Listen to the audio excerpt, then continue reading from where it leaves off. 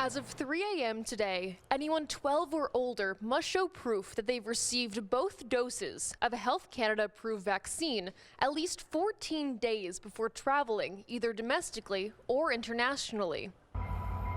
And Via Rail says it's made the transition smoothly.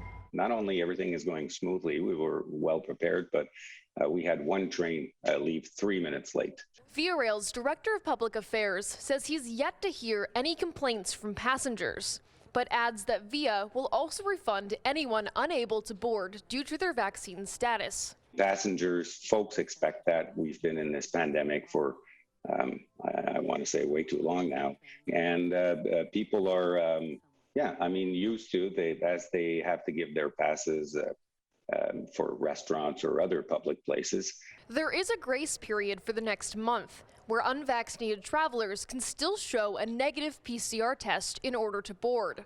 But Travel Canada says tests won't be accepted past November 29th. Let me be very clear. If you are not fully vaccinated against COVID-19 by the end of November, you will not be allowed to board a plane or train in Canada. McMaster University infectious diseases professor Fiona Smale says mandating vaccines is more effective at limiting the spread of the virus than testing, especially alongside masking and distancing. Testing has a role, but it doesn't stop you getting COVID.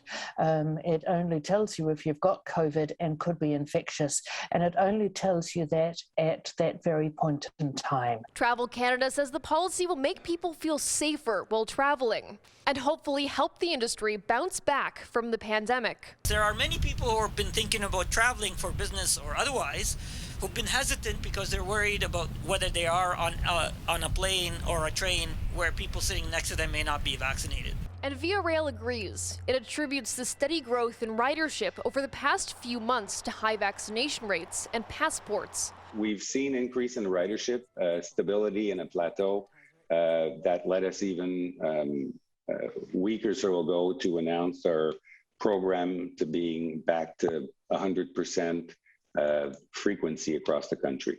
But Smale warns that Canadians shouldn't get too comfortable. Until the whole world is vaccinated, we can't really let up our guard. So people will be at risk of getting infection when they're away, at risk of bringing it in. Travel Canada also clarified that anyone traveling to a remote community only reachable by plane are exempt from this rule. And Nicole, all previous COVID-19 precautions must still be followed inside airports and train stations, like wearing a mask at all times indoors.